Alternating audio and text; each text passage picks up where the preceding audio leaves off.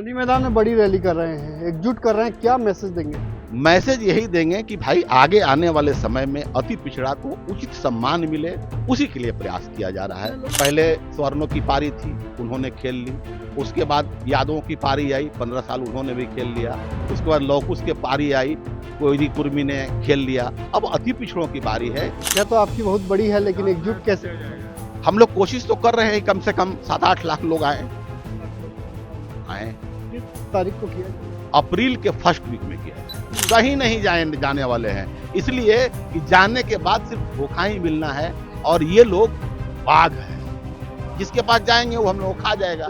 नमस्कार, आप देखना शुरू कर चुके हैं लाइव सिटीज को। मेरा नाम अभिषेक है। अति पिछड़ों के हक और अधिकार के लिए अति पिछड़ा एकीकरण अभियान को लेकर आज पटना में अति पिछड़ों ने हुंकार भरा है और गांधी मैदान में बड़ी रैली की जाएगी और साथ ही साथ बिहार की सभी विधानसभा सीटों पर ऐलान भी कर दिया है, अपने मंच से ऐलान कर दिया है। क्या हजारों वर्ष पहले से और आज़ादी के 77 साल बाद भी अति पिछड़ों की स्थिति बहुत ही दयनीय है। जिस तरीके से आए दिन उन पर अत्याचार हो रहा है, उनका विकास रुका हुआ है। ये देश तो आज़ाद हो गया, पर अति पिछड़ा समाज आज भी गुलामी की जीवन जी रहा है। न उसको सही से मजदूरी दिया जाता है, न उसके पास काम धंधे हैं।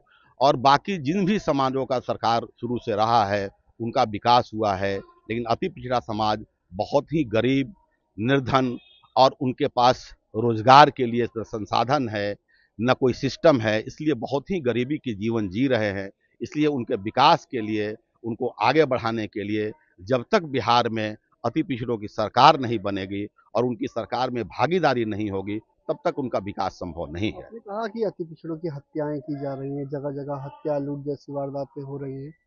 आज के डेट में बिहार में नया सामंतवाद एक पैदा ले लिया है और पूरे बिहार के अति पिछड़ा समाज पे 100 में 80 घटनाओं में उनकी संलिप्तता दिखती है। और वो लोग इतने मजबूत हैं कि हमारा समाज तो निर्धन है, कमजोर है, और शुरू से इन लोगों को बांट के रखा गया है। ये एकजुट नहीं हो पा रहे हैं और इनको एकजुट करने का प्रयास किया जा रहा है। आज़ादी के बाद और पहले भी सब लोगों ने इनका इस्तेमाल किया, वोट लिया, और वोट 77 साल से ये लोग वोट ले रहे हैं। और उसके बाद इनको उस वोट के बदले क्या मिला? आज इनका कोई भी काम हो, कोई जनप्रतिनिधि नहीं सुनता है, इनकी बात थानों में नहीं सुनी जाती है, इनका बात मुखिया नहीं सुनता है, इनके ऊपर किसी भी तरह की घटनाएं होती है, कोई सुनने वाला नहीं है। न इनका मंत्री है, न इनका विधायक है, न हमारे लोग मीडिया में हैं, न हमारे लोग जुडिशियरी में हैं, न हमारे लोग ब्यूरोक्रेसी में हैं। सभी जगह मजबूत लोग, बुद्धिजीवी लोग का कब्जा है। इसलिए जब तक इनकी सरकार, एक ही माध्यम है कि इनके पास एक ही ताकत है, वो वोट की ताकत है। इनकी संख्या बड़ी है, तो संख्या बड़ी है तो उस बड़ी संख्या के बदौलत 40% इनकी संख्या, 40% बटे हुए हैं ना। बटे हुए हैं। लेकिन ये 40% लोग जिस दिन एकजुट हो जाएंगे, आज नहीं तो कल एकजुट तो होंगे। कैसे जोड़िएगा? इतनी बड़ी संख्या है, लेकिन 100 से अधिक जातियों में बटे हुए हैं। 113 जातियां हैं। आज नहीं तो कल एकजुट प्रयास, जैसे आरएसएस आज से 90 साल पहले प्रयास शुरू किया था और आज आरएसएस सफल है। भाजपा आज से सैकड़ों साल, 100 साल पहले अपनी शुरुआत की थी और आज सफल है। तो हम लोग भी प्रयास कर रहे हैं उस कड़ी में, आज नहीं तो कल सफल होंगे। अब आप खुद सोचने वाली बात है, पहले स्वर्णों की पारी थी, उन्होंने खेल ली। उसके बाद यादवों की पारी आई, 15 साल उन्होंने भी खेल लिया। उसके बाद लौकुश की पारी आई, कोयरी कुर्मी ने खेल लिया। अब अति पिछड़ों की बारी है। इसलिए अब बिहार में आज नहीं तो कल, 25 में नहीं तो 29 में अति पिछड़ों की सरकार बनेगी और बिहार का बेटा, अति पिछड़ा का बेटा बिहार का मुख्यमंत्री बनेगा। तभी अति पिछड़ा समाज का कल्याण हो। आप बताइए ना, जैसे दलित समाज के जो लोग हैं, उनको एग्रोसिटी एक्ट के तहत एक अधिकार दिया गया है, उन पर किसी भी तरह का कोई काम होता है तो वो जाके हरिजन एक्ट में केस करते हैं। आज अति पिछड़ा समाज भी उस केस में शिकार हो रहा है। और हमारे पास तो उससे भी, वो तो कम से कम दलित के नाम पे यूनाइट हो जा रहे हैं। अति पिछड़ा समाज जब तक यूनाइट नहीं होगा, हम लोग उसके लिए भरसक प्रयास कर रहे हैं, कोशिश कर रहे हैं, उनको यूनाइट करना चाह रहे हैं। आप खुद देख लीजिए, हमारे माननीय मुख्यमंत्री जी जिस समाज से आते हैं उनकी आबादी कितनी है, 2.5-3% है। 3% आबादी है और 20 साल से सत्ता में है, और हमारी 40% आबादी है। ये दुर्भाग्य है हमारा कि हम यूनाइट नहीं है। हम आज नहीं तो कल, कल नहीं तो परसों, कभी ना कभी तो यूनाइट होंगे। हमारा प्रयास जारी रहेगा, जब तक जिंदा रहेंगे प्रयास करते रहेंगे। जब मर जाएंगे तो बात खत्म हो जाएगी। गांधी मैदान में बड़ी रैली कर रहे हैं, एकजुट कर रहे हैं, क्या मैसेज देंगे? मैसेज यही देंगे कि भाई आगे आने वाले समय में अति पिछड़ा को उचित सम्मान मिले, उसी के लिए प्रयास किया जा रहा है। लोग जुटेंगे।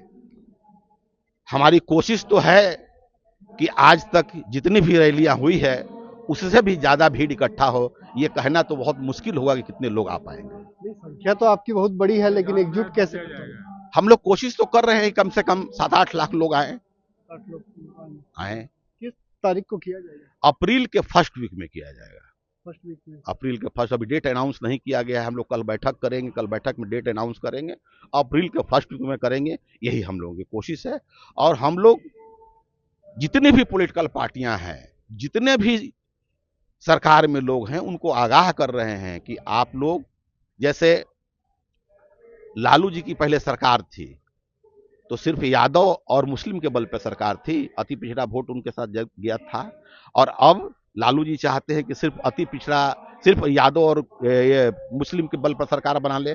कभी उनकी सरकार नहीं बन, जिसके साथ अति पिछड़ा रहेगा सरकार उसी के बने। 25 में किधर जाएंगे? ये तो तय करेगा ना। अब भी जाएंगे, एकजुट होंगे? नहीं, हम सिर्फ एक कहीं नहीं जाएंगे, हम लोग एकजुट होंगे और 243 सीट पर चुनाव लड़ेंगे। खुद के दम पर? खुद के दम पे चुनाव लड़ेंगे।